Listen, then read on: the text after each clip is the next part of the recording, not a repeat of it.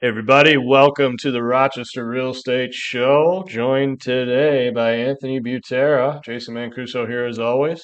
The Anthony Butera team at Keller Williams Realty. Let's talk. Let's do it.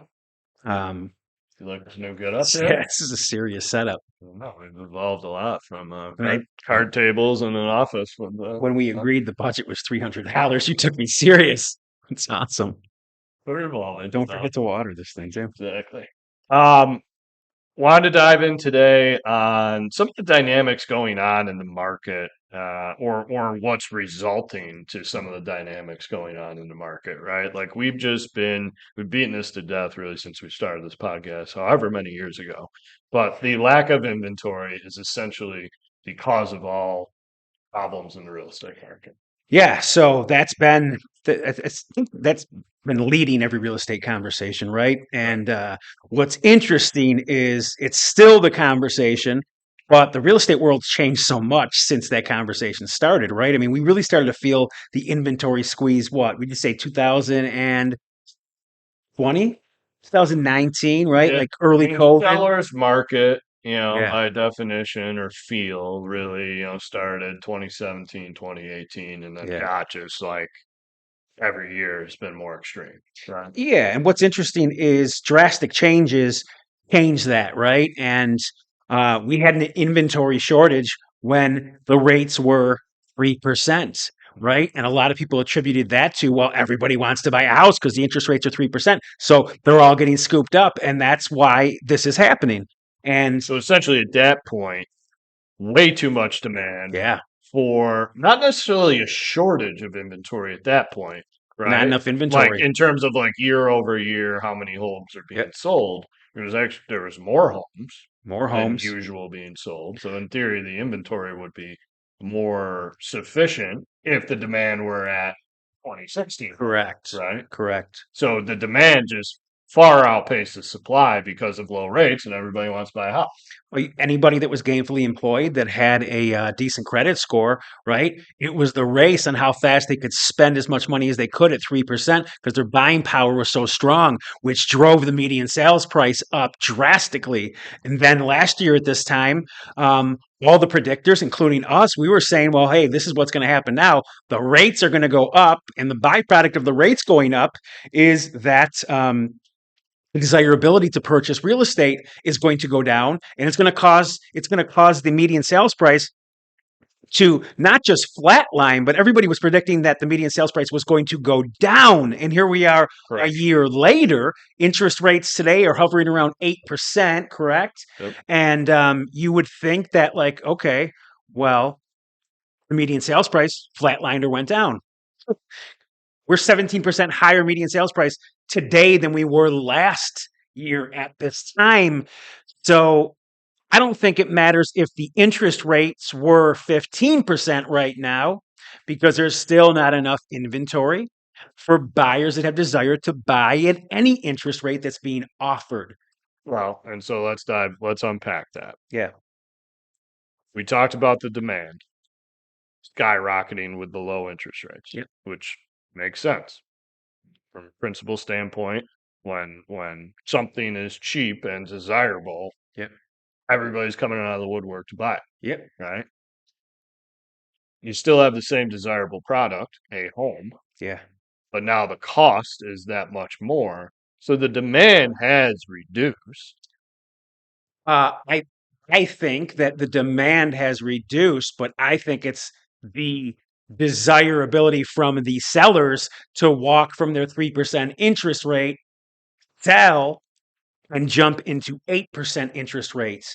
And I think the danger zone is if we're not proactively having conversations with sellers on why it actually does make great sense, we're leaving them to consume their news from a national news source. And I think that's where we get confused. And I think that as real estate agents, it is our fault because we're not having these direct conversations relaying what's actually happening in the market. Well, and to your point, like I think, don't get me wrong, plenty of sources out there to get your education from, so to speak, Yeah. right? As a consumer. But if you're just left at only, utilizing the news as an example, Yeah. or not local, you know, in the weeds, experienced professionals that are dealing with it on a daily basis, then yeah, you may not just be thinking fluidly around Yeah. everything, right? Yep. So, I mean, the the issue right now, part of it is, yeah, there's just a jam of I've got the data here. So to go through this, let's start at the top. Two categories. People with mortgages, homeowners with mortgages above 5% is 10% total of the market. And I think, No, I'm sorry, 9% total of the yeah. marketplace. And Okay. I think that if you went back a year, right, it would probably be 1%. That's a byproduct of the rates climbing the last year and a Probably half, 2 because years. anybody who's been in their home long term with a 6+% Yeah. percentage and had no plans of going Yeah. anywhere, chances are they refied Yep. a few years ago. And if they didn't, you miss the boat. Yeah. Um, so 9% of the market has a rate above 6% or above 5%. I'm Yeah. sorry, and we're at 8 right now, Hmm. leaving 91% of the market at a rate below 5%. Yeah. That breakdown, 20.3% is between 4 and 5. Yeah. 45% roughly is between 3 and 4. 26% of the homeowners out there bought their home in a short period of time when rates were less than 3%. Wow. It's it's interesting. So digesting that, you're a homeowner and you're thinking, well, the median sales price, it hasn't it hasn't gone up, right? Unless you're doing what we do every single day. And by the way, there's plenty of real estate agents that don't pay attention to this stuff either. We consume ourselves with it because it directly affects our team and the ability for them to be able to have a conversation where they can articulate what's happening in reality in our local market. Mhm. So most sellers are probably thinking, well, wait a second. We saw the peak of the market. Interest rates just peaked. We're at 8%. It makes no sense to sell our property. The data that they're not actually receiving, because the national news isn't going to share this data, you're going to get less clicks on it, is, well, hey, homeowner, congratulations. The average homeowner that's owned their home for 5 or more years has gained 50% equity in their home. Here's what you can do with that equity, and here's the buying power you actually have. And here's a path to show you how to buy down points on your next mortgage. It's telling you you don't have to pay today's prevailing rates, right?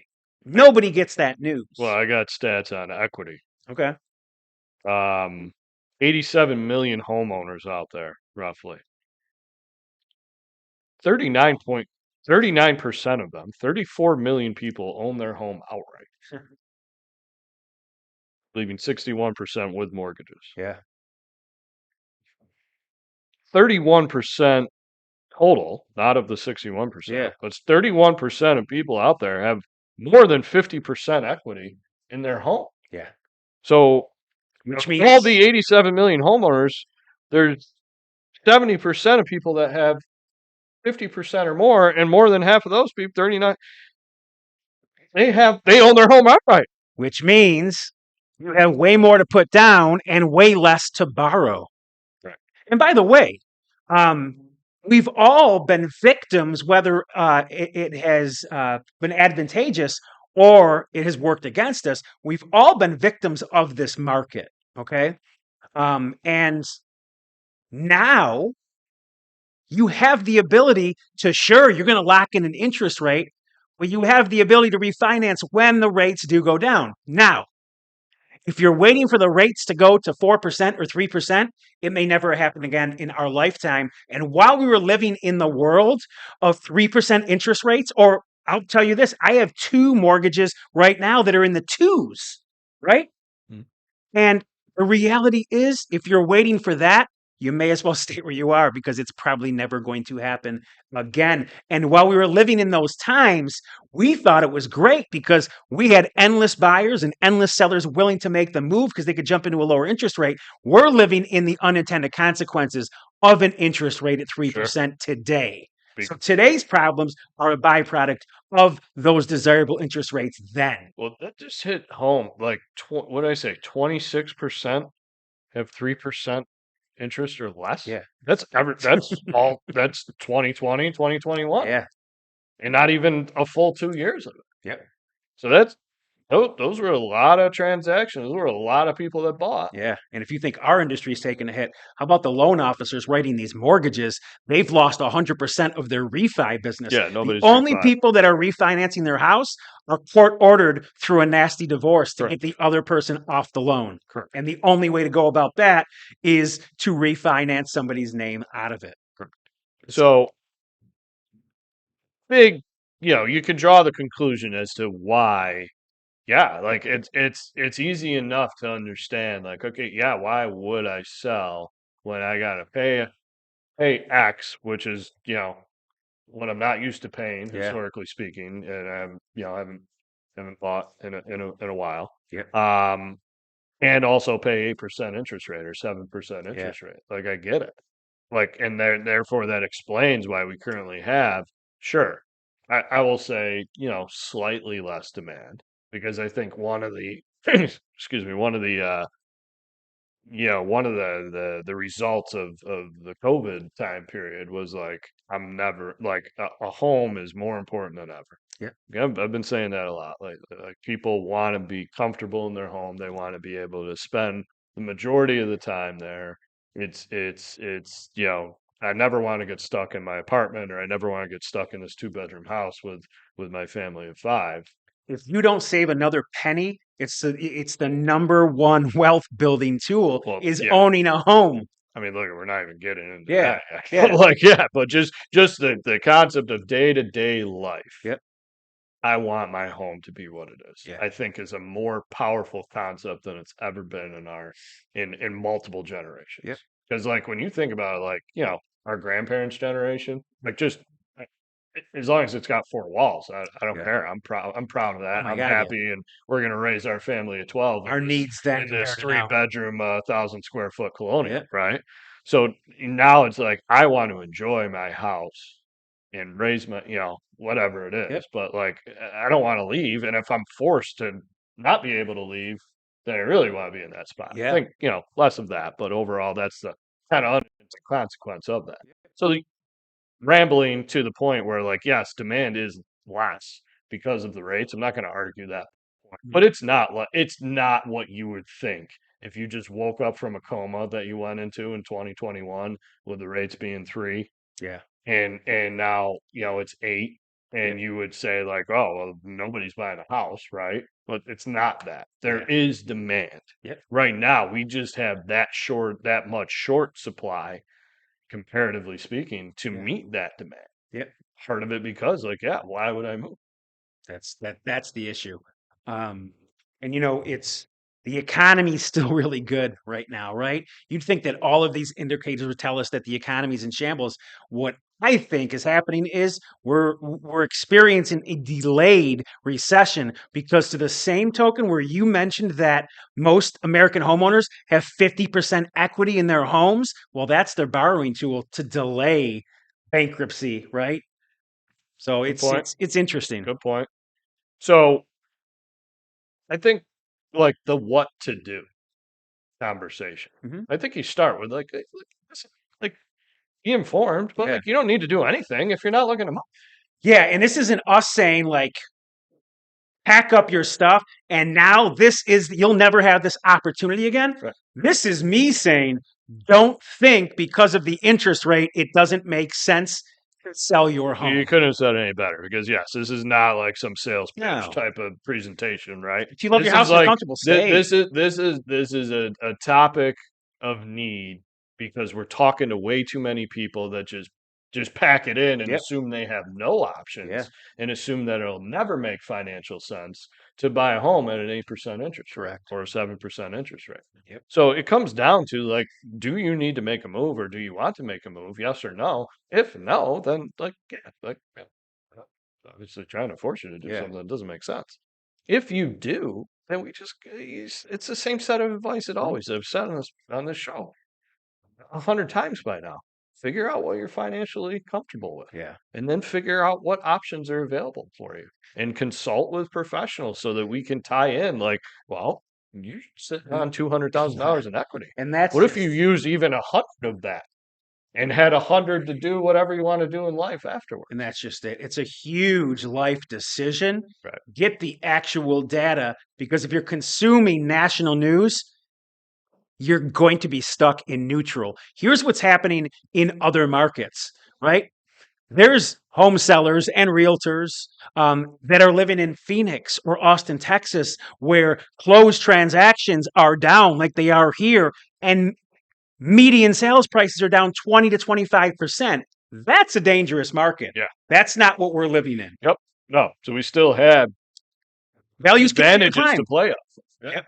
And the other thing I think to kind of wrap it up is, you mentioned it, like if you're waiting for the rates to drop, or if you get, I hate saying it this way because like we're articulating this program too in terms of a buy now and refinance later, Yeah. right? But like if you can, marry the house, date the rate type of thing, but you're expecting that the rate's going to be three, Yeah. 3.5, 4, ever, much less anytime soon, that's a dangerous position to be in. 'Cause But you- if you're real refined to the numbers and you look at it and you're like, okay, yeah, eight's not ideal right now, 8%. yeah. But at 6.5 it is. I'm pretty optimistic that over the short term we would, get there. You know many people that I know who they'll call me and their kids are trying to buy their first property and the parents held the kids back from buying 4 years Oh ago my God.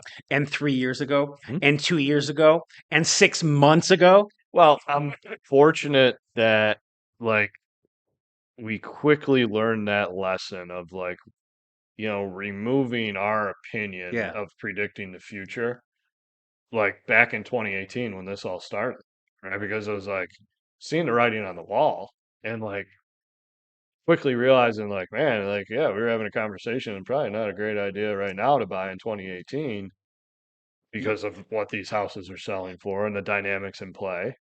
And then 2019 and 2020 and Every 2021. everybody's been waiting for silver and missing out on gold. Yep. That's been the story. Right.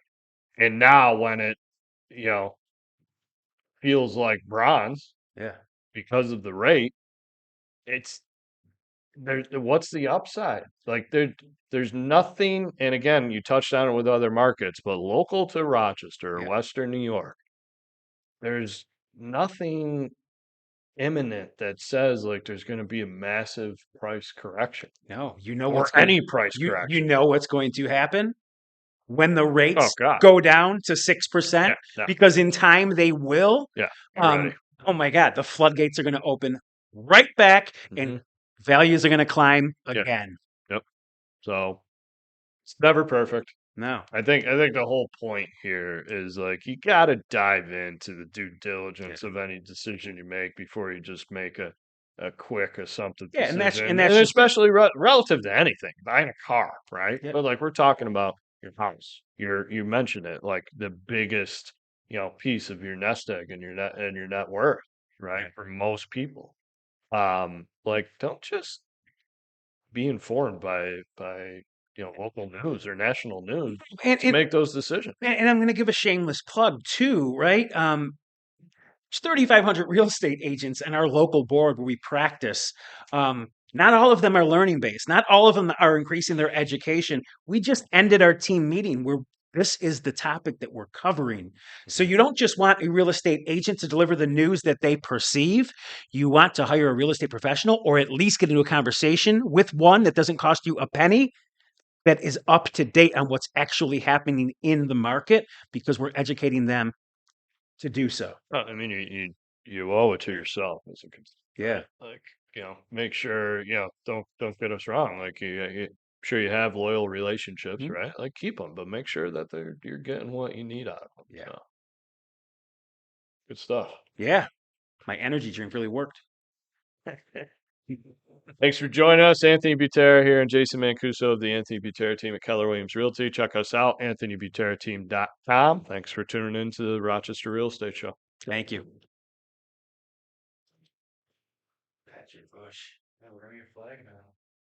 Why? What do we say?